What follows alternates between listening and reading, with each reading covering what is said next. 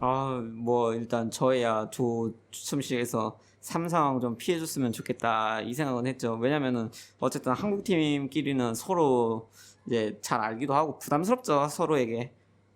그리고 뭐 세계 대회인데 한국 팀이 많이 올라가면 올라갈수록 저희 나라의 위상이 올라가는 거나 마찬가지인데 그중 하나는 꺾이는 거잖아요. 뭐 저희가 됐든 삼성이 됐든 아쉬워요.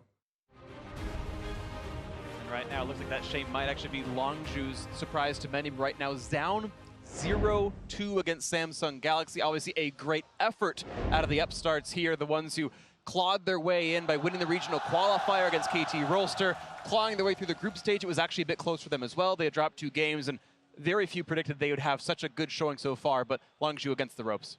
I have to say as well, a lot of the people were looking at, ambition to be punished, the bottom lane to be punished. Crown to be punished. Exactly, and they're all playing so much better. This, ambition is playing defensively in the early game on this Sejuani for a large part, but he's playing it so well, and he's got off all these counter ganks that it really makes me think, what is the big change that Longzhu are going to make on the red side here, now that they get the 2 picks in answer, to try and change the course of this series. And I think they have to hope for more than just a top lane pick being different. The mid laners have been worlds apart. I talked about it last game. It was actually Crown who had such a bad summer split. BDD was the MVP of the regular season. Co-MVPs with Kuro, of course, from Africa. But like this was the mid lane that you were like, BDD, wow, he's had so many deathless games all split. He's had less than 1 death per game on average all summer. He's averaging 3.5 deaths per game so far against Samsung. He's being punished not only by Crown, but also by Ambition,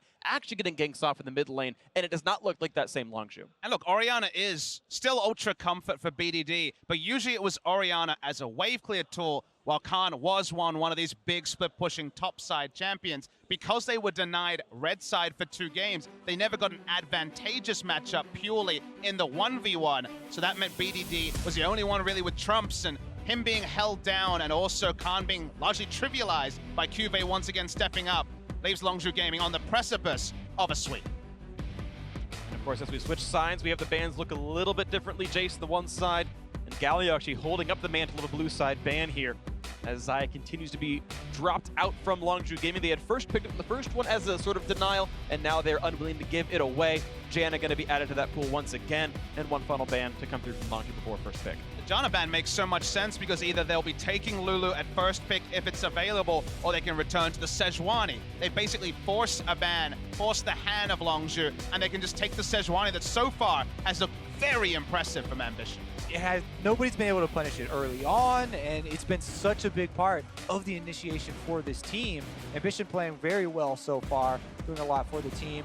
But Cuzz on the Jarvan might go right back to it. It just has not had that effectiveness. And you can see the priority in getting maybe a comfortable mid laner in. Of course, we know the Malzahar is still up. That was so scary before, but I feel like Taliyah can do reasonably well in the matchup. Taliyah going to be grabbed up for BDD. True comfort for him with his Galio off the table.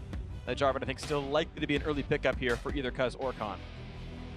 Ultra comfort for Cuzz as well if he does go with the Gragas. They're cycling through options here. Certainly a sort of comp that might be put together to be a very high priority on the Varus, with only the Xayah and the Kalista off the board. Yeah, Ruler definitely, in a row. Yep. Ruler definitely has performed extremely well on this Tristana. And I'm curious too, whoa, actually.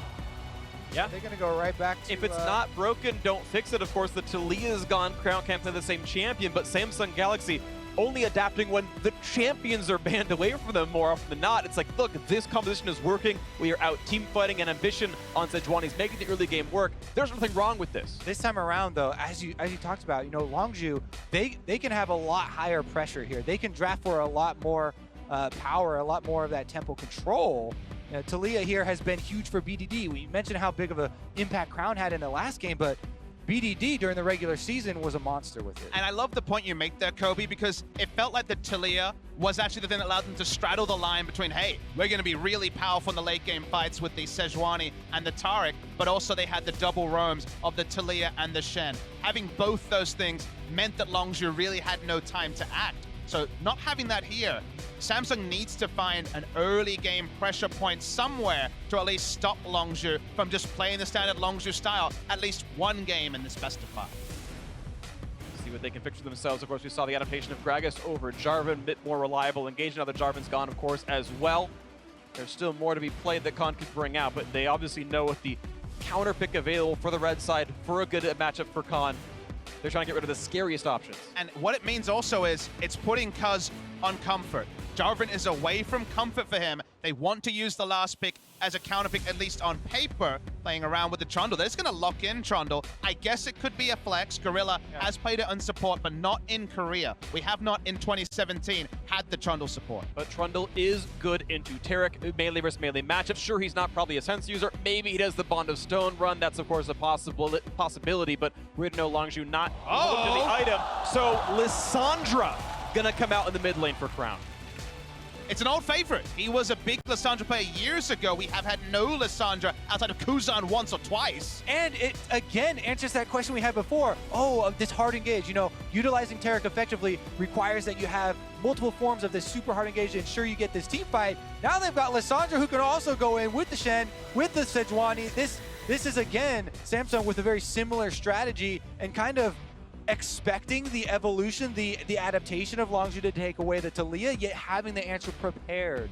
It does mean more playmaking here on Longzhu. Of course, Prey on his comfort. Varus can start fights, BDD the same, Cuzz and the Gragas, as well as Gorilla's Rakan. So Longzhu can turn up the pace here in a matchup where it feels like they've been out-tempoed by Samsung Galaxy. Now Lissandra, let's think about it, fell out of the meta because the effective range against most champions could really be punished, would often look for wave clear and be wave cleared on and harassed. In this matchup, Taliyah will have early push power, but Lissandra has the teleport, has very instant zone control, either with the offensive stun or just going for the self-ult, which in the late game will be very common. So trying to match fire with fire, it still should be front foot for the Taliyah in the early game though, and the early game to me is the breaking point. If this early game goes super duper even, it's looking like Longzhu, even with the Taliyah, may find a brick wall. There's so many interesting things here with, Lissandra ultimate, she could use it on herself to buy time for a Taric ultimate to come down. If they could sync up those timers really well, that could be a good combo. But on the other side, there's a lot more control here for Longzhu this time around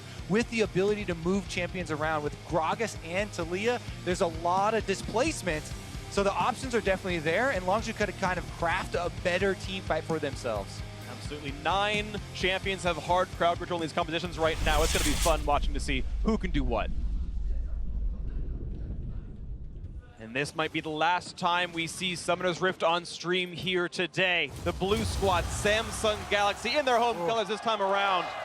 The unexpected 2-0 start against the Korean champions in Longzhu Gaming, but Ambition has had one of the series of his life right now. Great early gank pressure, good kills off in the mid lane. Crown bringing out his Lissandra now as well. Add a bit more spice. All the eyes are looking at Longzhu now. What will they show with their backs against the walls? On the precipice of being eliminated here, so surprisingly so early. Again, as you mentioned, Prey and Gorilla do have crowd control. They have initiation in their hands. These are the veteran players. The veteran players need to be drawn on in moments like these. Biggest power from that crowd control will especially be at level 6, where they can turn things on instantly, and the Cosmic Radiance, the exact zoning, the exact team fighting, the Shen reaction may not be as valuable as will be as the game goes on. So I'm looking to Longzhu to really focus what they can make happen around level 6. There's no inevitability about this game as it goes on. Let's see, Samsung Galaxy going to look for cheeky movement in the bottom brush for now. See if they don't find anyone here for themselves, as looks like Ambition may very well start at his own blue buff. Pretty easy for Sejuani to do so. That will indeed be the start, it looks like, here for Ambition. Prey, Gorilla also going to be in a similar boat, going to lane at the very start as Khan's Trundle, or maybe BDD's Taliyah going to leash for Cuzz on the Gragas. He's starting Raptors already, so here comes the attempt. 2v2 in the bot lane, and no attempt to be had. A little bit of poke damage out. Stunn's going to land. A couple of love taps at a CoreJJ.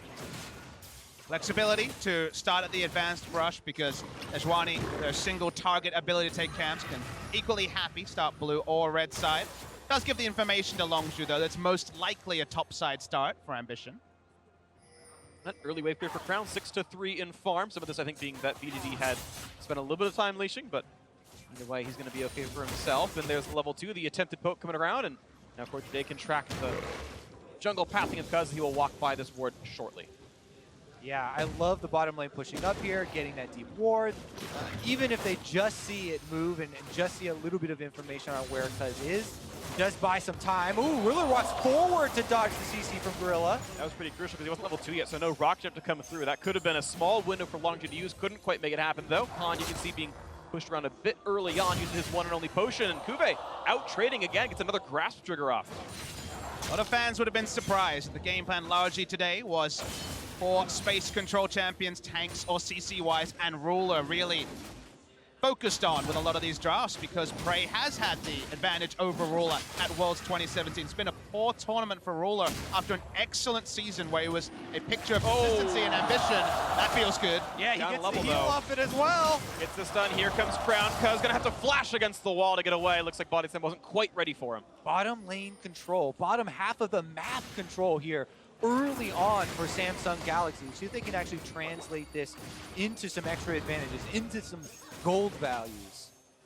Really possible right now. Currently, the gold is in the favor of Longzhu, the tune of 200, although it doesn't mean a ton. Khan currently the big leader here in this one, 20 to 13 in that top lane, but part of that is because he's pushed. Gets level 4, goes down to put a ward down, drop the Scryer's Bloom as well, and help track to see what Ambition could be up to. He wants to keep his pressure going.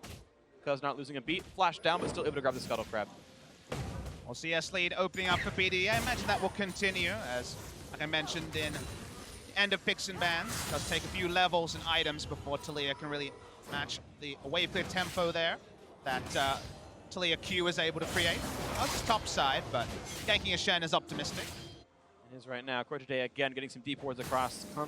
Constantly these players trying to make sure they can track what the opposing junglers are up to when they're in Fog of War. That's when you're most afraid. And of course all these camps right now on cooldown waiting to respawn, so nothing to be afraid of just yet. Very curious as well to see how Crown plays this lane with the teleport, because usually we'll see Lissandra, spam spells early on, try and wave clear, push out the waves very quickly, hope to get those backs off, but sometimes she'll be contested in these waves and have to use the teleport to get back to lane. Currently though, Crown was able to get a pretty decent amount of space. Ah, there goes the teleport. So the early game teleport is forced out due to the mana issues. Ambition as well, gonna go head-to-head with Cuzz here. Flashless Gragas, bit of fight on the top side. CuVee gonna immune some of the damage. Nice Spirit's Refuge, keep himself okay on that one. Doesn't get the attacks off. Now a stun on to Prey. Quick shield coming out to buy some time, but still lower health on this Varus. Samsung Galaxy doing quite well on this 2-on-2, and Prey and Gorilla are lauded by almost everyone as maybe the best bot lane in League of Legends. I would say almost inarguably the best bot lane in South Korea, and right now CoreJJ and Ruler are measuring up to them so well, doing beautifully in this 2-on-2. In the 2 versus 2 and in the team fight. Yeah. So critically in this series, they've performed extremely well. We'll have to see if Gorilla's able to get any roams off, or if the Rakan will have those huge initiations that we've seen from teams like SKT that can change the entire face of the game. My focus is on the tug of war for vision around mid side, because those double control wards, if Longzhu can ever get those, especially bot side, makes those turret dives bot side, or at least ganks onto the duo lane, so much more reliable. So far, Samsung do control the bot side of the map. Crown's on a ward right now, and a controller for BDD is going to get rid of this trinket for himself. He actually can track Crown pretty reliably with his own trinket, but here comes the first attempted invade. Again, these ultimates start to become available. Crown has his, and Ambition going to try to take away this. Gets it. Nicely done. The Gromp is his. Now a nice knock up. Nice rocket jump, though. Ruler, again, timing it well. It's not terribly hard to do as long as you're paying attention, but still important that he landed this one. A bit lower health, but of course they know there's the re-engage possibility. CoreJJ with the shield and the heal, and Ruler was fine. The war continues here. Action hasn't necessarily been as lethal as it was in the previous games. We have hit on a couple of times how important mid lane priority is for both of these champions. Crown does not want to be following second because he did use his teleport, like you mentioned, Kobe, just to try to pressure in the mid lane. Ambition is playing so much on the front foot this series. Never thought to watch for Worlds would not have suggested it, as these intangibles, his ability to just suddenly step up seemingly out of nowhere, that really is why Ambition is highly regarded by analysts, because he has those weird intangibles that make him a super good player. Again, the harass still coming through in this bot lane. You're seeing +2 currently, although that'll be answered easily enough by Prey. Should be 60 or so apiece. Farm-wise, these bot lanes are equal, so you can't give too much of a lead either way. Cuzz waiting around the wings, reveals for a control ward, and then going to go for his second recall of the game. We can Back and forth. in, Ray see pops the pressure. barrier. He is so afraid of going down. 300 health left on him. Then the re-engage for CoreJJ. Not going to be had. Here comes the rock jump forward, though. Ruler going to burn his escape tools. Here comes Shen, though, back into the fight. It's going to be a 3v3 as Gorilla forced to run away, and looks like a pillar has stopped the Shen ulti. Yep, just the shield enough to scare them off there. Even though Khan is able to interrupt it on the top side, Ambition now has gotten off a base and is back out on the field. Level 6 available.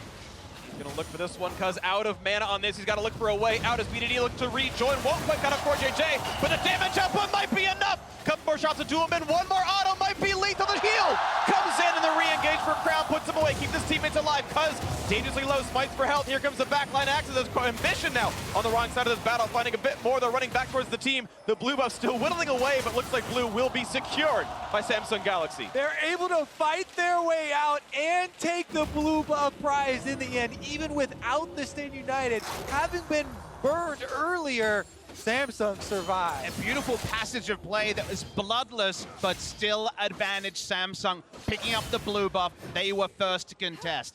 So close to the kill in mid lane as the heal charge kept CoreJJ alive. Crown was second to get there, understandably, still no teleport. But his support not going down means no instant gold lead to Longzhu.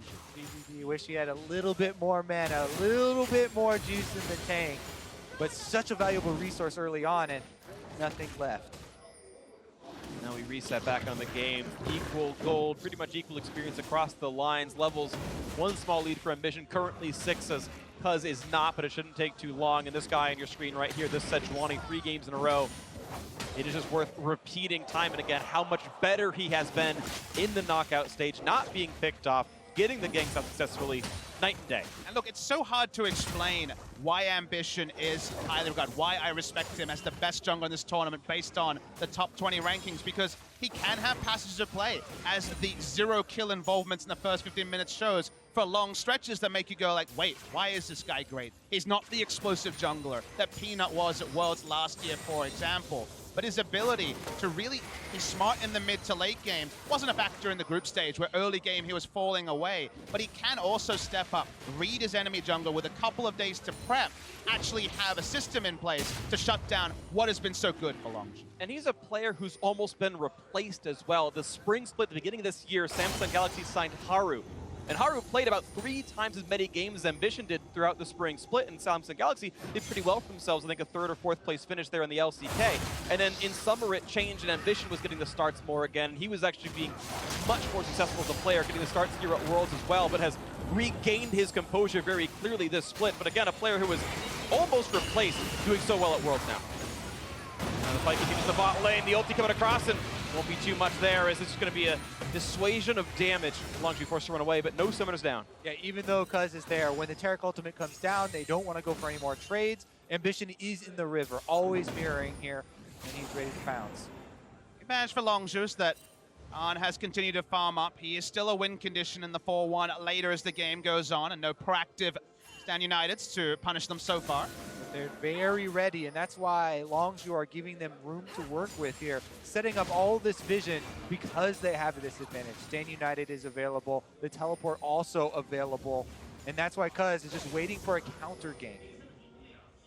Not one to be had just yet. 600 gold lead though, Samsung Galaxy starting to grow their advantages across these roles. Cuzz gonna face second to Ambition. Suddenly it's gonna be 4 versus 1, and there's simply no way out. Explosive cast buys a second, but it doesn't matter. First blood for Crown. Really nice proactive ultimate usage there from CuVee. Can just go back to the top side as well and not lose his turret. Wasn't sure about the damage output, but they had just enough as Lissandra came in. League of Legends, you always have to watch the cooldowns though. It's a bit of a seesaw here because now Longzhu have a Taliyah ultimate and a top lane teleport that they could use. And Samsung are left with just the teleport here from Crown. Oh, wow!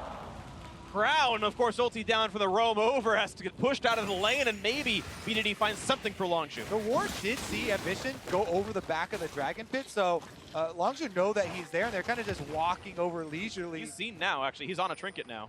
And BDD roams down, says, you get off that mountain, Drake. Yeah, they saw him go into the Dragon Pit. They knew he was in there, and because he was able to push Crown out of the mid lane, BDD can just walk over at his leisure after he took care of the minions. And he also draws the teleport out, so another thing that is relieved pressure-wise from Longzhu is the ability for Crown to instantly join a fight bot side. Little wins that you get from pressure and turn into bigger things, but for now at least, all gold lead to Samsung. The only way you can use little leads of cooldowns is actually using the disparity right now. As you mentioned, Samsung Galaxy losing all 3 of their globals for now. Longzhu have both of theirs, meaning the Taliyah ultimate and the Khan teleport. Again, it has to be used in the next 3 minutes or it doesn't mean anything. And it is difficult because look at all the vision that Samsung laid down. You know, all this priority that Longzhu let them have because of the Shen ultimate doesn't matter. Because in the end, it's Ambition waiting in the brush to ambush Cuzz, and they get the easy first blood. At time, the 2 control wards were top side, so they were set up there for a turret dive top side, but not the sort of defensive vision bot side to actually see Ambition coming through. In a long time. For a year. 16. Understandable, as I said, I believe 1 game from Kuzan on Lissandra from Jin Air, but otherwise certainly not a big pick in the meta after the last round of nerfs. It was fun to see what kind of innovations have been put into builds over the course of time. The Proto Belt, not really that rare on Lissandra builds I can remember. And of course, cooldown boots pretty common as well. You expect to see Zhonya's Hourglass somewhere in that build, and it comes through afterwards. A blue buff to BDD, going to be pretty easily secured. See if he can keep his pressure going. Another game, obviously, full of Mercury treads when you've got Lissandra, Shen, Sejuani, Taric. Those are all great recipients of tenacity. Lissandra, double duty from the Protobot in lane, can just use it to fast push 1 wave that previously would take multiple rounds of Q, but also is part of a burst pattern with her ultimate offensively. So it does mean that she can have lane control once out of every, say, 3 minion waves. That would be much more difficult for her otherwise. I also love Lissandra as a champion simply because while she does have, you know, invulnerabilities that she can use, she doesn't have a large health pool with this, and she's very vulnerable to being burst down within crowd control, you know, like before you can get your ultimate off, especially if you don't have good supporting casts to help you out. Frey gonna adapt his build a little bit. Wits End first, of course, again, respecting all the magic they have in burst available. Crown being the most notable version of that on the Lissandra. Wants to give that one away. Also an early Ninja Tabby to keep himself alive through the same boat. So it looks like both players kind of gearing up for scaling builds, staying alive through roams and ganks. But look at this, the attempt of pressure at the bot side as we saw Crown move down. Teleportless doesn't matter. BDD has yet to leave his lane. Now level 11 on the Taliyah. And really going equal in farm. Crown is just simply doing better this game than BDD, despite being on a champion. We haven't seen him play in a year, and BDD being on his most comfortable. A good read on the situation. Crown obviously had this in the pocket. Previously, they were taking away the Taliyah, banned away as well 1 game this series.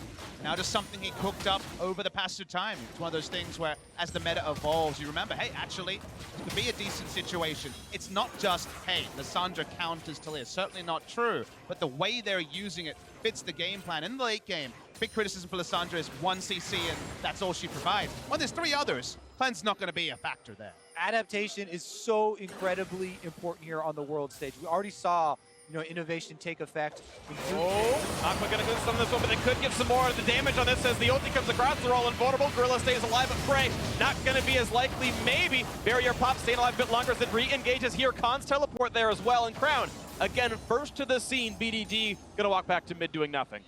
Yeah, he's gonna walk through wards here, and all of that, all of Samsung throwing everything down on the bottom lane should be answered pretty easily, and the defense right now, there should be no turrets going down. The big difference though, Shen obviously gets 2 globals because he has his own teleport, and with CuVee recalling and heading right back to top lane, Khan now will be left without a way to join the next fight. And we talked a couple minutes ago as, hey, BDD still has ult up. We'll wait for his next bracket to play while cooldowns are down. Those cooldowns are back up. That's why we see a second phase check here. Still no momentum or movement for there to be a Weaver's Wall usage. Nice disengage cask from Cuzz as well. Samsung, they get the flash and barrier out of Prey, the teleport out of Khan, plus control of the bottom side. So in the end, they do get an objective, not the first turret, but they do get the mountain trade. They were 5-1 on Summoners on that fight. We watched the top lane battle continue to make it 6-1. Of course, Khan uses teleport as well, so huge advantage. Mountain Drake on the backside as well, and Samsung Galaxy, every game starting to look more and more the same. They are in control from almost start to finish. And we've yet to see Longzhu be really proactive enough outside of a couple of lane kills from BDD in the first game as Khan using his ultimate to stay alive a little bit longer. Might have the damage though, but Spirit's Grave is going to buy some time. Killer comes in for a bit more. A few more autos will do it, the flash to chase! And that could be exactly what Longzhu needed. Khan with the solo kill. Will Ambition be able to chase him down? There's a ward here in the Tri-Bush, so the answer is no, but that is the Khan that people wanted to see on the world stage. It took 3 games of this series, finally gets that big confidence booster of the solo kill. All of the action previously on bot side. Didn't even take a roam, was just a solo play. But that's extra information for Samsung to have to react to on the top side, and it's also the impetus for BDD and Prey to start playing bot side as well. And with some gold starting to go back the way of Longzhu, you have to caution for Samsung, while they have so many proactive tools, they have all this global pressure, all these burst tools and crowd control.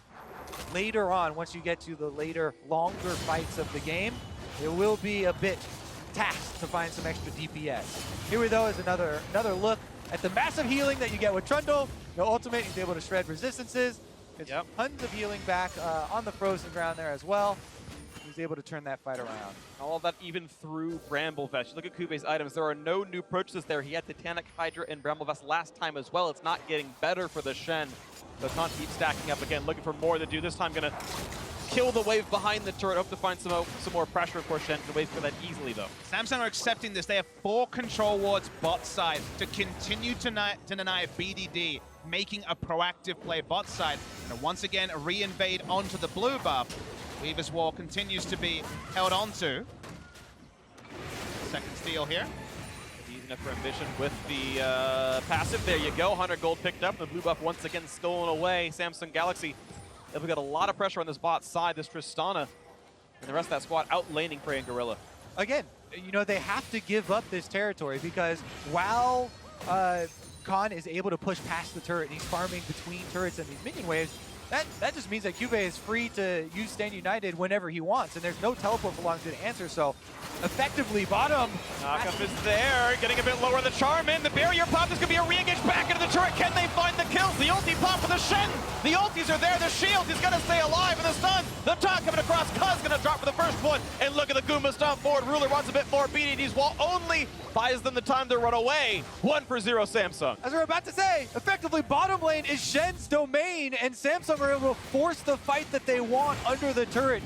Even though it could have been a slightly cleaner, they do get the kill. And again, instant teleport back up to top side. May not be clean, but it's calculated. All the vision was put down. They knew they wanted to play bot side. They're denying BDD any playmaking whatsoever. And I'm looking at this Taliyah and being reminded of a lot of the risers we've seen earlier in this tournament who are supposed to pick up a couple of items, shove, and then roam, but they were being clogged into lane, just wave clearing, watching the game be played around them. That's kind of the story with BDD's Taliyah this game. Samsung got the most out of the roams last game and have shut down the roams this game. Fully expecting to use the Stand United here.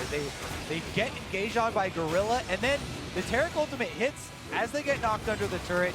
Here, I wasn't really expecting Ruler to use the early Tristana ultimate, but it ended up not mattering too much as they just changed focus and they still got the kill, just killing the front line instead. But I don't know about the communication there. Maybe they would have rather had the kill onto Prey. Regardless, barrier came out and there was no burst.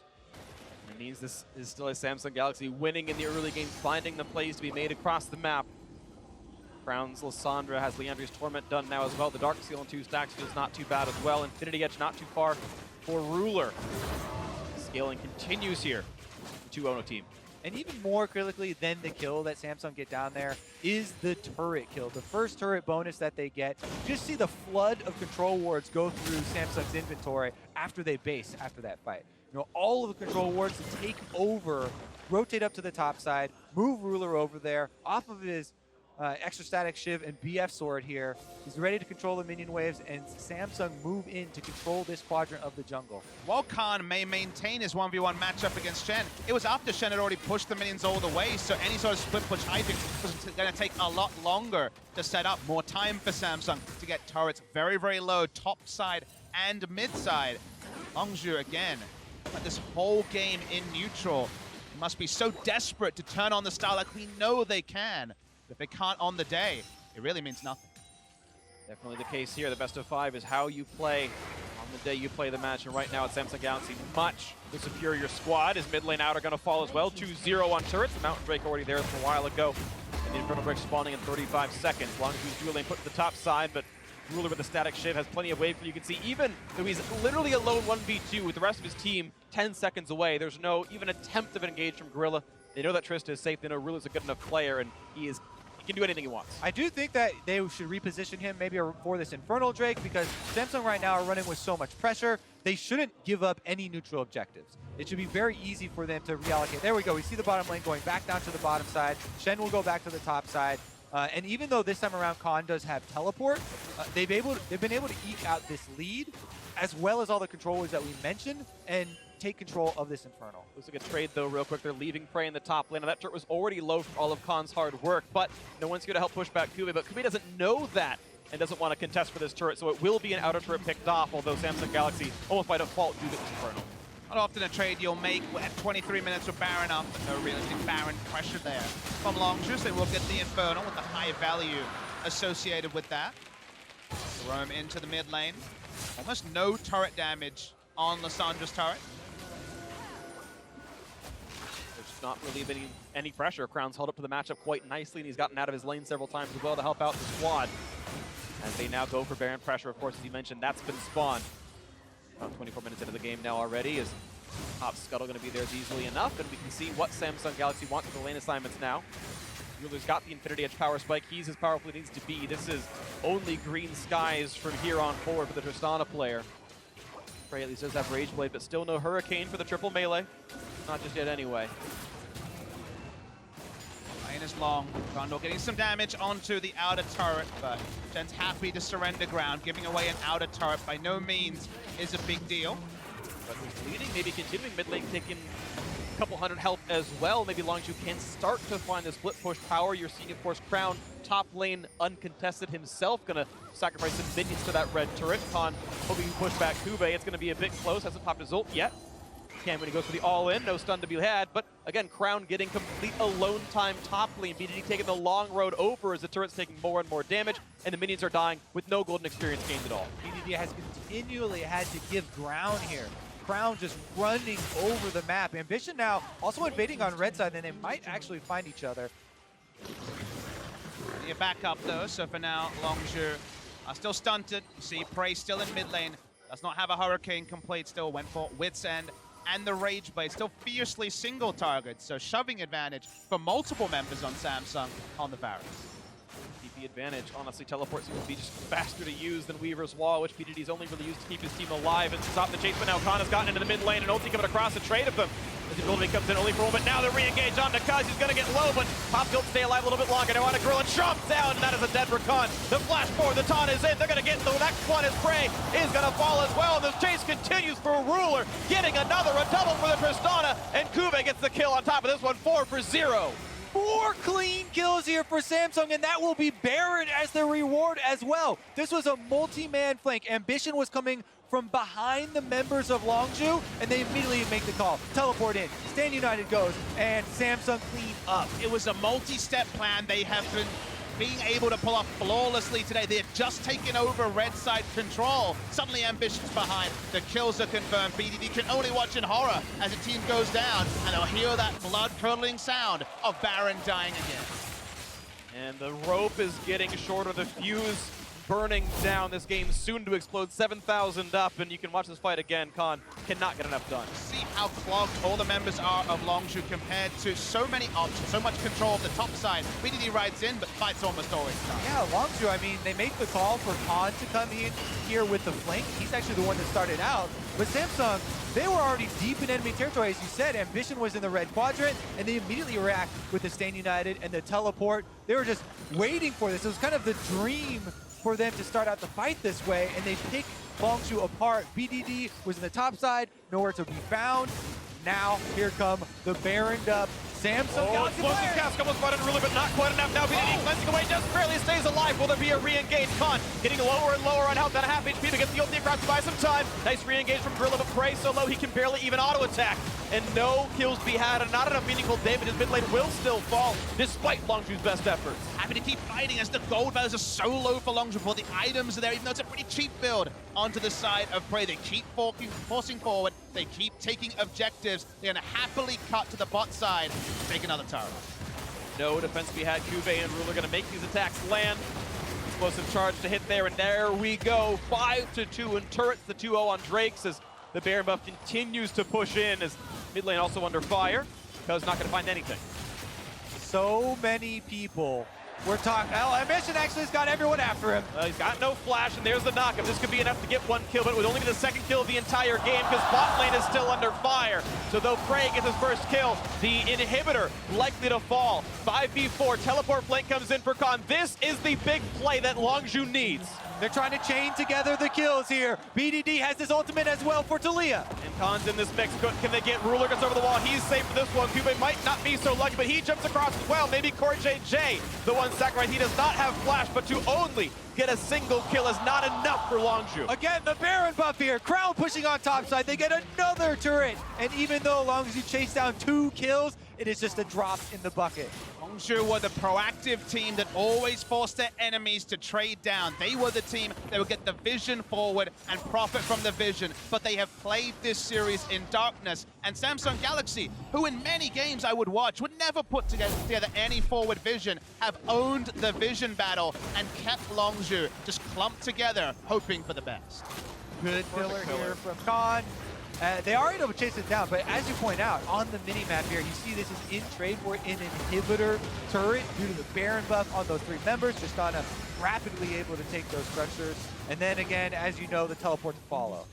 Shot calling from behind is very different to shot calling from ahead. From behind, we see the veteran squads like SKT and Samsung make things happen in longer games. But when you're ahead, it's very easy to call time. It's very easy to choose where the battlefield will be. They haven't been able to choose almost anything this series, Longzhu Gaming, and that's where some of the things we didn't see for the group stage, even for the LCK, is creeping in for the side of Longzhu. We have to revisit all of the predictions here. Longzhu, so many people are already getting excited and predicting them to be able to knock over SK Telecom. Can they win Worlds undefeated? No, certainly not the case anymore, of course, but you're right. That was the suspicion coming in. Longzhu, they win the LCK. Maybe they're the best team in the world. They're the pre-tournament favorites. Samsung Galaxy making them look nothing like that. The stun of the front line to follow up, not quite there, but the turret to fall. Prediction for Longzhu to win was the one everyone made, and what we saw at Worlds, it was the right one. But this Samsung that creeps in for the big matches, that was on display against SKT after Rift Rivals, against KT Rolster, when they were the first to run Barrier Heal Ardent Sensor in Korea. They very periodically have these reads when they need to, and this is the result. Here they go, caught outside in enemy territory. Damage on Ambition, stuns have already been used. The ulti's on cooldown by now, down to 1,000 HP. A flash to get some of the people pushed around. Khan stun up, flashing away from the Taric. They're re-engaged. They're going to find CuVee. A bit of damage. He's going to go back to safety. A triple knockup for Gorilla. Is this the fight? BDD gets one. They're going to find a second now for number 3. Can they force Samsung out? Of course, the junglers there, but there's no major objectives to take. It's only farm for Longzhu. But Longzhu buy themselves some time, some much needed time here as they return to their base in ruins. Will not find objectives, but the game, the series will not end here. Big seismic shove from BDD partway through this. At the start, when they were wailing away on Ambition, it was looking all a bit sad. He's so damn tanky at this point. Surely nothing could happen, but these Korean teams, their fight backs can be impressive. Not many options for Longzhu, so they've got to take this opening. They fight their way out. CuVee on the outside here on Shen actually gets very low at the start of this, and once Gorilla sees his opening, the 3-member combo there opening up the kills. Once they did not have vision in the brush, so there wasn't really target acquisition for the carries. There was no good ult target for Crown either.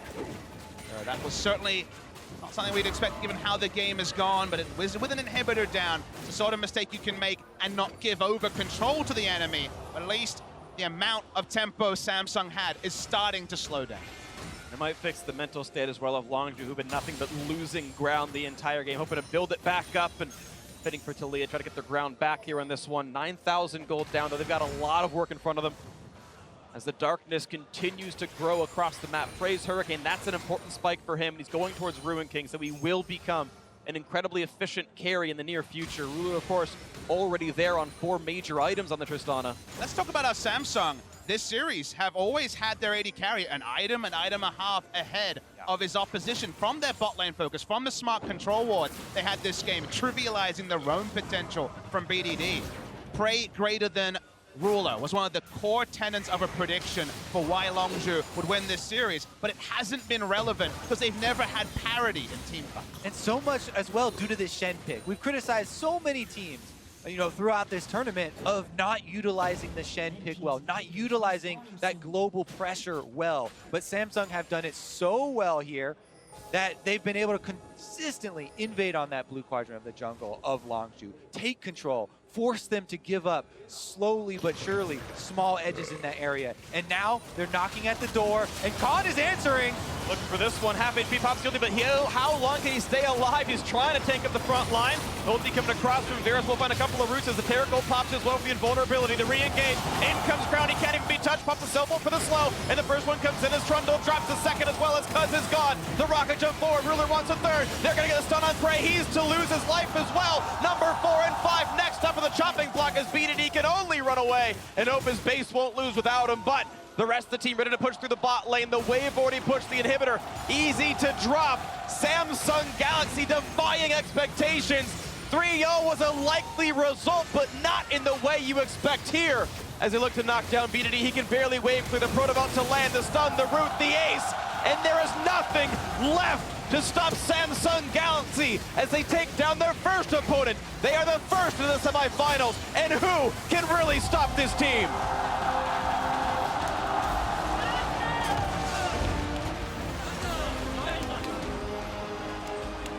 What an impressive performance.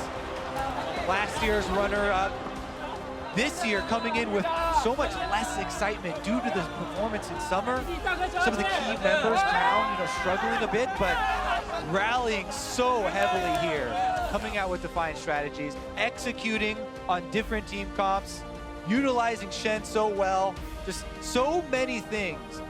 Performing extremely well here for Samsung. And casting Longzhu, because of their upstart nature, because of their young players who had not played a lot of games together, it always felt like, even with their impressive start to the season, when would the wheels come off? When will finally a team really suss them out? In certain series, KT was able to do that, but they won the title in unexpected fashion over SKT. They make it here on such a run of form, but Samsung did have the read. I said I had multiple points that Samsung needed to work on to be able to hold a candle to Longzhu. They were able to attack their weaknesses and also show us strengths they apparently didn't feel they needed to show in the group stage. They can keep these strategies cooked up and hold on to them. They've done it before. That makes it so hard to predict because you're like, maybe they don't have them. But the fact that they could bring them here in such a big match and win in as emphatic fashion as possible, 3-0, insane. Yeah, really incredible stuff. And it's fun because I think the win was so multifaceted. I think their drafts were very good. You heard the analysts talk about that, especially after game one, how smart these drafts were, how well it all looked. Even some of the surprise pick like Lissandra coming in saying, yeah, you finally got your Taliyah. That's cute. We've got this one ready for him. And Crown looked infinitely the better player in that game, even though the rest of the mid lanes had gone a bit closer through the rest of the series. That Lissandra looked amazing. And then execution-wise, absolute perfection out of this squad. The 2-on-2 looks so good in the bot lane, better in team fights as well. CuVee, as you've been mentioning, has done so well to hold up to Khan and did so here as well. Big plays out of the Shen, the ultimates were beautiful as well. And honestly, a team that looked so much better on the day, results deserving of the 3-0. And now to hear more about that Samsung Galaxy sweep over the LCK champions, let's send it down to the analyst desk.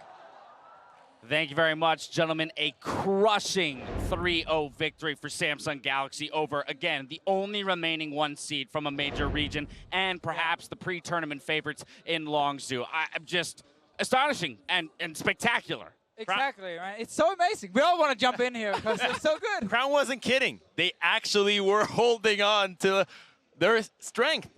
Because they showed their weakness, that meant that they... There it was. They only had strength left to show. They do it with the Lissandra pick of all things. They give over that power pick in Taliyah for BDD, and they have the answer. It just felt like they did it with everything, right? I mean, the fact throughout this series, they're able to make every comp work. Every play felt like it was working for them. And I think that the execution as well as the drafting was just absurd from Samsung. Like, this is such an impressive result because not only was this the overwhelming favorite to win Worlds from both players, they just got slammed. This was not even close. This is like, if Samsung squeaked by the skin of their teeth, you'd be like, ooh, Samsung could probably win Worlds.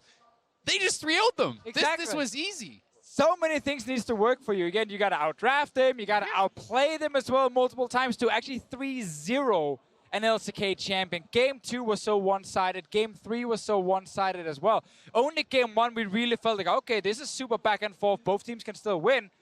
Apart from that, like, Samsung were just far and away the better team. Yeah, absolutely. Having the plan to answer for everything. Of course, step 1 was followed through on for Longzhu Gaming by There were more choosing red steps, side. apparently. Step 1, play perfectly. The rest of the steps not necessarily coming together, but as we take a look at this champion select, I mean, you've got that Trundle matchup. So, you know, a winning matchup for Khan. Maybe, you know, maybe it's not as hard of a carry champion as, say, the Jax that they reached for in game 1, but there was potential there. So you get the Trundle, and right, you have a champion that can melt the tanks, and you have a split push threat, but how linear is Trundle? Very. Compared to Shen on Samsung's side, you utilize him in the bottom lane, as we saw in game 2, but now in combination with the Lissandra, the answer to the Taliyah, and this pick that hasn't seen the meta for so long, but she maintains such a perfect fit right now because you play mid lane, not for your CS deficit, not for crushing the other guy, but to just push roam, and answer side lanes, and perfect pick for that. I agree, and I think honestly though the Trundle was a good pick, and I think the Trundle was doing fine. But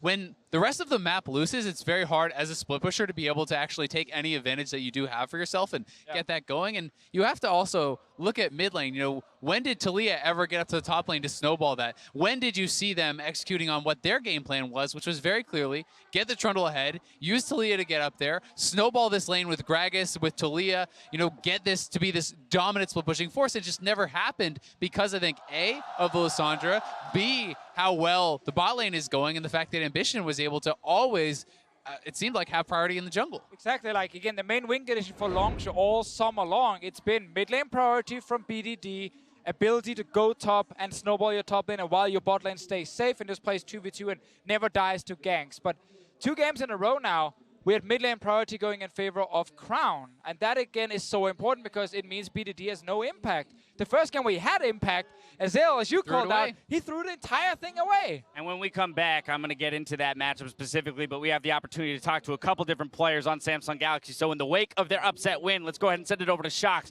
who has an interview with the victorious carry in the bot lane. Thank you very much, guys. I'm here with Ruler. Ruler, you guys were not very favored to win in this matchup because you were up against the Longzhu, the LCK champions who have been doing so well so far. Why do you think it was such a convincing win for Samsung today? 룰런스 우선 승리를 축하드리고요. 사실 많은 사람들은 LCK 1시드 팀인 롱주 팀이 이길 거라 예상했는데 많은 예상을 다 뒤엎고 승리를 거두셨습니다. 이렇게나 압도적인 경기력으로 이길 수 있었던 원동력이 무엇이라고 생각하시나요? 일단 다전제가 되게 첫 번째 승리가 되게 중요한데 이거를 저희가 어떻게 잡아서 좀 쉽게 간 것 같기도 하고 저희가 좀 더 한타 때 집중력이 좋아서 그랬던 것 같아요. So I think winning the first game of the best of 5 series was the most important factor, and overall I just think our team had a better focus in the team fights. Well, you had a fantastic match as well, and that up versus Prey. What do you think of your own performance today? 특히 오늘 이제 프레이 선수 상대로 매우 정말 뛰어난 경기를 보여주셨는데요. 룰런 선수는 오늘 본인 스스로 경기를 어떻게 평가하시나요? 솔직히 첫 번째 경기 때는 제가 너무 긴장을 해서 막 한타 때도 그렇고 좀 실수하는 모습을 많이 보여드렸는데 그래도 긴장이 풀리기도 하고 이제 감독님이 너가 원딜 더 잘한다. 그러니까 그냥 열심히만 잘하기만 해라 해주셔가지고 좀 잘 풀렸던 것 같아요. So for the first game, I was still nervous, and I think I made some small mistakes during the team fights. But after game 1, the head coach told me that you're a better ADC than Prey, so have confidence in yourself, and that made me more relaxed, and I think I was able to perform even better. Well, you definitely showed something today, and now not time for the final yet. You still have a tough semifinal coming up against either Team WE or C9. Who do you think you're going to end up playing, and what do you think towards that semifinal? 이제 4강전이 남았는데요. 4강 대진으로는 WE팀이나 C9팀이 올라올 수 있는데 어떤 팀이 올라올 것 같고 어떤 팀이 올라오길 바라시는지 말씀해 주세요. 저는 개인적으로는 W 팀이 올라갈 것 같긴 한데 그리고 제가 좀 미스틱 님이 원딜 선수가 원딜을 되게 잘하시잖아요. 그래서 꼭 한번 붙어보고 싶었는데 전 W 팀이 그냥 올라와줬으면 좋겠어요. 올라왔으면. So I think that WE has a higher chance to come to the semifinals. I think that Mystic is a fantastic ADC player, and I would like to play against him, and I'm really looking forward for that matchup. Oh, fantastic. It will be a great matchup. Thank you very much, Ruler and Holman as well. What a victory by Samsung. Back over to you guys. Thank you very much, Sharks. What a victory and what a performance out of Ruler. Again, he had a tough task going up against the bot lane of Prey and Gorilla, and as was mentioned, he's looking ahead towards perhaps Mystic, who he's calling out as being a very, very solid ADC. So for him, big performance on the day. Definitely performing better than what you're calling the best ADC in the world. Yes, but I want to... Shame on you, Crumbs. That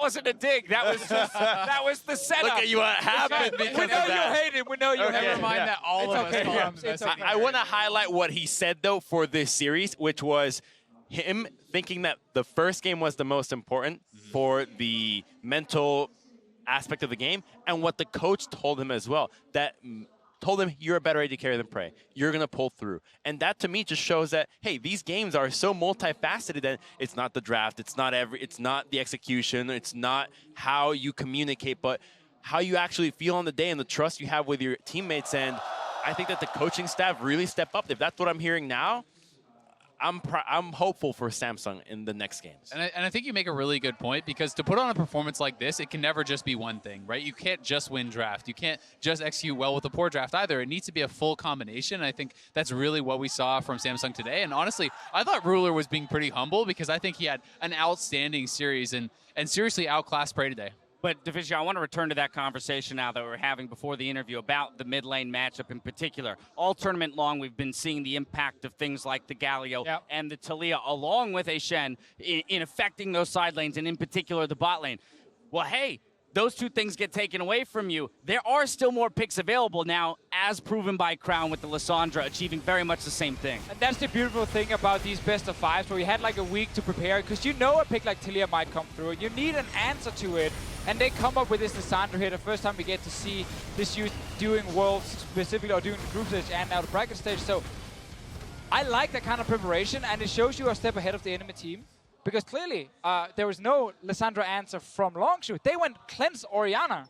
They were like, I guess we just got to win mid lane really hard, or we're done. Like, Taliyah will go silence. Lissandra can follow, and that was a really good answer. And I think especially when you're already up 2-0, it makes sense to actually take a little bit of a risk like this. Because even if this composition doesn't work out, you still have 2 more chances to actually go for it. So, yes, there was ways that they could have lost this. Yes, they could have perhaps got outscaled if you go to super late game, you know, with the Lissandra and the Shen and these sorts of things. But this was an execution-based comp. They were firing so well in the first 2 games, and I think it was really intelligent to take a stab like that. This comp is actually very similar of the first game after Rift Rivals, where Samsung comes back and 2-0s SKT clean with the exact same composition, where they had Sejuani in the jungle, Tristana in the bottom lane.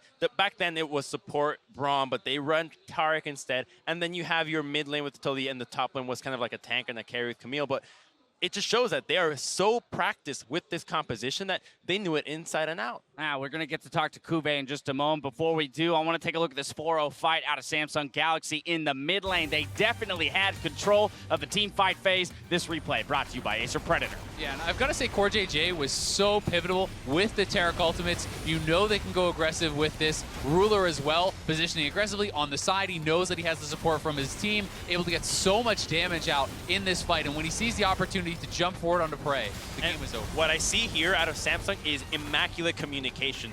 Nobody's going to a place where they shouldn't be. They understand, hey, one person's coming in, let's follow through, let's make sure the abilities get changed. Otherwise, that Taric flash would have just gone haywire and not been followed through. And I thought we saw so many good examples of that through the bot lane play, through Prey, you know, knowing that they have, like, when they're going in on Prey, knowing that they have the Shen ult to back them up, knowing that they have the Taric ultimate to come down. They're positioning so aggressively, but it made sense within the context of their comp, within the context of what was there to back them up. Yeah, again, also the Shen pick itself, instead of trying to beat Khan 1v1 specifically, why don't you just win bot side? Why don't you win mid lane? And you have Shen to support you every single time. And when you can trust your top laner to always be on point with the ultis whenever he's needed to do it, it doesn't matter Khan is in the top lane because again, you just win the other sides. Intelligent strategy with perfect execution is almost impossible to 3-0. beat. Yeah, with that said, Shox is standing by for another interview, this time with Samsung Galaxy's top laner.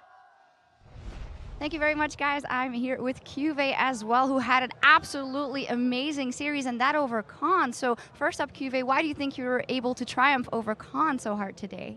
큐 선수 승리를 축하드리고요. 오늘 이제 상대 탑라인의 칸 선수 상대로 어떻게 그렇게 좋은 경기력으로 승리를 거둘 수 있었는지 말씀해 주세요. 아무래도 탑 같은 경우에는 상성이 좀 많이 크거든요. 그래서 제 생각에는 제이스만 없으면은 제가 상성적으로 2챔프라면 2챔프라고 그런 쪽에서 좀 많이 유리할 거라고 생각해서 이렇게 잘 된 것 같아요. So at the top lane, I think the champion matchup is the most important factor, and I thought that as long as we ban Jace, then as long as we ban Jace, then whichever champion he picks, then I was confident that I can counter and play against him. Okay, well, you had a great match, and so did the entire team. There were some question marks after group stage. What would you say changed in the week between we saw you last at group stage and this quarterfinal today? 삼성팀이 사실 조별 예선 때는 경기력이 최고조로 올라오진 않았는데 오늘 8강 때는 너무나 좋은 경기력으로 승리를 거두셨는데요. 조별 예선과 8강 사이 어떤 일로 어떻게 경기력을 끌어올리셨는지 궁금합니다. 아무래도 저희가 조별 예선 때 RNG한테만 졌었기 때문에 RNG가 우리하고 좀 다른 점이 분명히 있을 거라고 생각했어요. 그래서 그 부분을 찾다가 저희가 한타를 못하는 것 같다. 그냥 한타를 잘 해보자라고 해서 이렇게 잘 된 것 같아요. So in group stage, we only lost twice to RNG. So we thought there's something that RNG has but we don't. And after analyzing, we thought that the reason was team fighting and that we just had a bad team fighting at that point. So we focused on improving our team fighting throughout the break, and yeah, the practice was pretty successful. Yeah, and the team fights were on point today, so thank you very much. Congratulations, CuVee. Back over to you guys. Thank you very much, Shox. And while the entirety of Samsung stepped up to earn their spot in Shanghai, we'd like to recognize one player who was crucial in finding that series win. So player of the series is being awarded to Crown in the mid lane. And one of the most important things when you play against Longzhu is controlling mid lane. Stop BDD from going to Khan's lane or going down to the bot lane and snowball prey. And Crown did that, especially in Game 2 and Game 3. His Taliyah was one of the best Taliyahs I've ever seen in a single game. And then the Lissandra counter pick he finds as well in the third game. But it's also one of the most important things out of Samsung last year when they had that great run to finals. It was off the back of Crown being such an impressive mid laner with his Victor, just showing up now, the Taliyah, his pick, and innovating on top of that. You've got to say, even with the Malzahar game, obviously went pretty poorly early on, but he was able to get back into the game. Thanks to some help from BDD, but all to his credit, he did very well in the team fights later. He was able to help him control around Baron. He was a very significant factor, even in game number 1. And I think his story during the summer split is so interesting because it was a really bad split from Crown's side. Like, a lot of teams found success in camping him, killing him early. Ambition would never help him. Samsung would just lose mid-control. The fact he's bouncing back now for Worlds is so important because he can be and he will be one of the best mid laners in Took the the world. words out of my mouth in a sense because I was going to talk about this guy's journey throughout his career has had many ups and downs, and for him to have, you know, a setback in the summer split, but be returning to form at just the right time, you know, looking to eclipse their finals performance from last year. Like, it was so bad during summer that they had to legitimately give up picks like Zach and Caitlyn to first pick his only viable mid laner, which was Orianna at the time. He had one champion that he was not chain feeding on like 4 weeks ago, and now, well, he just smothers BDD. Only fitting then that we hear from the man himself, who's standing by with Shox to discuss his win. Thank you very much, guys. And how could I not talk to Crown after that monster performance? Crown, your AD carry ruler said that a lot changed for you guys after Game 1. You realized you could take it. Could you tell me how you felt before the series and how that changed for you as the series went on and after that Game 1? 이전 인터뷰에서 룰러 선수가 1경기 이후에 많은 팀원들이 긴장을 풀고 더욱 좋은 경기력을 보여줬다고 얘기하셨는데요. 크라운 선수는 이제 경기 시작 전이랑 경기 진행하면서 마음가짐이 어떻게 변했는지 말씀해 주세요.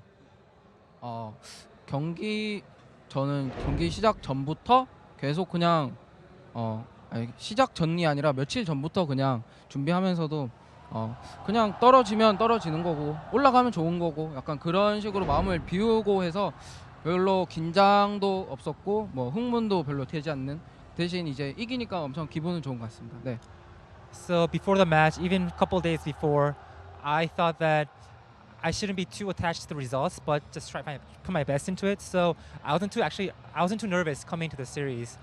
but definitely winning feels much better right now. Well, when I talked to you at the group stage, you were very careful about thinking about a possible final or going further, but how would you say your confidence is now that you've beat BDD and beat the LCK champions that were rumored to maybe win the whole thing? 조별 예선 때 인터뷰에서 결승전 가고 더욱더 좋은 성적을 거두겠다 말씀하셨는데 이제는 실질적으로 LCK 1시드 팀 롱주 팀 꺾고 BDD를 꺾은 상황에서는 더욱더 자신감이 있을 것 같은데요. 지금 현 크라운 선수랑 삼성팀의 자신감이 어떨지 말씀해 주세요. 지금 저 개인적인 저의 뭐 자신감 이런 거는 딱히 없는 것 같아요. 그냥 어떤 상대를 만나도 내가 최선을 다 했으면은 뭐 저도 상관없고 이겨도 상관없어 약간 그런 마인드라서 그런 뭐 자신감 부분은 잘 모르겠어요. 그냥 그리고 뭐 저희 나머지 팀원들은 뭐 다 오늘 승리를 하기 전도 그렇고 하고 후도 굉장히 자신감이 오른 것 같습니다. 네. So for me personally, I think my mindset is the same as group stage, that I just think regardless of who I play against and what the result is, I should just put my best into it. And for my teammates, I'm sure that their confidence is way higher compared to the group stage as we beat Longzhu. Okay, finally, maybe you're always very careful in talking, but are you at least a bit proud of what you showed today? Because you had a monster performance, Crown. 사실 크라운 선수는 항상 되게 겸손한 모습으로 많은 그런 인터뷰를 하셨는데요. 그래도 오늘은 롱주 팀을 꺾고 정말 좋은 경기를 보여주셨는데 본인 스스로에게 그래도 좀 좋은 평가를 내려도 되지 않을까요? 뭐 게임 전체적인 부분에서는 괜찮은 플레이를 좀 했다고 생각은 하는데 그래도 이제 뭐 1대1 상황이나 2대2 상황이나 이런 부분에선 실수가 많았기 때문에 뭐 좀 자신감 부분은 자신감? 네. 그런 부분은 좀 떨어지는 것 같아요. 네, 이런 부분 인터뷰에서는. 네. So even though I might have played a somewhat good performance for this series, I still think that I made some mistakes during the 1v1 and 2v2 small fights. So since there's area of improvement, I still want to be a bit more humble during interviews. All right, always humble, but always performing. Thank you very much, Crown. Congratulations, and back over to you guys. Wants to be more humble, but definitely doesn't need to be more humble. I mean, he played like a monster today, deserved every moment of the spotlight that he's receiving right now. And yet he's the kind of player who can always find one or two mistakes, being like, that could have been slightly better. I mean, he had such a great game, and he one of the main reasons they actually get this 3-0. He should be super proud. Yeah, well, okay, 3-0 series. Let's also remember that this is how Samsung Galaxy started their run in the knockout stages just last year. 3-0 first series in the quarterfinals, 3-0 in the semifinals. Looking strong, looking only to get stronger. To be fair, though, it was such an easier bracket last year. It was C9. Going up against Cloud9, and then it was the H2K semifinals who had beaten ANX. So people were like, it's just kind of a free path to finals for Samsung. The real finals was Rocks versus SKT. It's going to be easy, once you actually get to that grand final, but they pushed it to game 5. They almost took it that year. This year, coming in again, we've underestimated them, right? They didn't have the best group's performance. Against the heavy tournament favorite, they looked extremely dominant. It's just hard to say if it's people underestimating them, because we look at a tape, right? And we look at from Summer Split, we look at from the group stage, and we see a lot of issues. We see a lot of mistakes. And then obviously we have to kind of assume that Longzhu are going to be the better team in a BO5 like this. But then the 1 week you have, or the 3-4 days you have to prepare, is where the best teams in the world can just really kick it into an extra gear and figure out a great draft and really execute it on the day. It's not just tape for Samsung, though. When you look at the results that they have amounted, regardless of their opponent, every single tournament has been improving for the last year and a half. And so now, since last year's was a second place finish at Worlds, this kind of performance is a game-winning performance for the entire tournament. And if they keep this up, they're looking like favorites. Final point here. I would contest that a little bit if you're saying it's an improvement in LCK Summer from Worlds last year, right? Where they did get third. They're not comparing to results of last LCK Summer to LCK Summer. And this is the nuance, but let's push ourselves forward. Our first quarterfinal match is set in stone, so let's go ahead and pull up the bracket to see what else this weekend has in store. We return tomorrow with the reigning champions, SK Telecom T1, taking on Misfits from the EU LCS. Then RNG hope to be the first LPL team to earn a spot in the semifinals versus Fnatic, with Team WE squaring off against Cloud9 to close out the weekend. Now, before we go, as we're saying goodbye to Longzhu, they end their journey here at Worlds, I do want to talk about this team for a brief moment. Celebrate, one, their achievements, but two, talk about how they might reframe their mindset and look towards that 2018 season. I want to draw parallels to the CuVee Tigers. When this team came about and just smoked the LCK, was looking like the most dominant team in the world, and then they lost the IAM tournament. They got pegged back down to reality, and now I think that's what happened to this team. They'll go down, but they will eventually rebuild back up and give us new heights. I think with Longzhu, the fact that they've now had a full summer split with this lineup, they now had a Worlds tournament as well, where they get to play in a quarterfinal. It's a lot of valuable experience for Khan, for BDD, and for Cuzz especially. Like, we could see the jungle mid synergy, or the jungle mid players weren't as ready as a crown and as an ambition in this series here. And these guys have obviously done it before on the side of Samsung. I think Longzhu, the experience is very valuable as long as they stay together. And I think it's going to be so interesting to see if they keep their unique style, right? Is it still Khan as this carry style top laner, focused on him, or do they go back to the drawing board and try to start over? Or do they broaden their playbook, right? There's so many answers. We'll have to wait till next year to find out. Now for myself, the casters, and the entire live broadcast crew, thank you for watching. Stay tuned for Worlds tonight, where Shox will be joined by Papa Smithy and Deficio to review that series and look towards the remaining quarterfinal matches. Otherwise, we'll see you tomorrow for more Worlds 2017. Good night.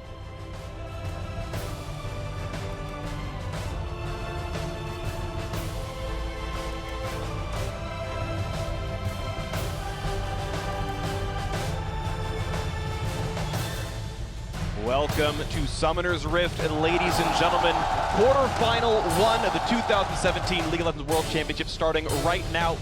Certainly not going to take that in the mid lane. Flashes in, got him! He knew the damage. BDD gets a solo kill the third time around, pushing Crown out of lane. One more attack will slay him. The passive going to try to time out. Oh, what a vision! Charging the back for it.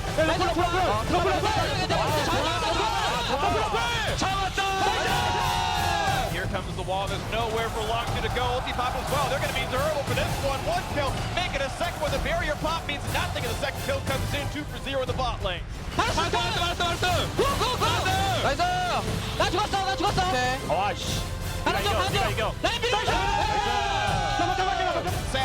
Galaxy will not be stopped. Crown.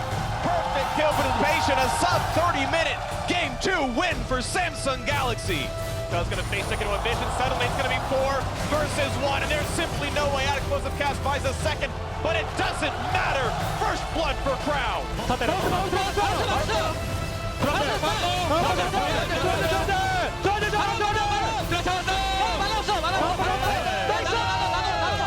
Trundle drops the second as well as Cuzz is gone. The rocket jump forward. Ruler wants a third. They're going to get a stun on Prey. He's to lose his life as well. There is nothing left to stop Samsung Galaxy as they take down their first opponent. They are the first in the semifinals, and who can really stop this team?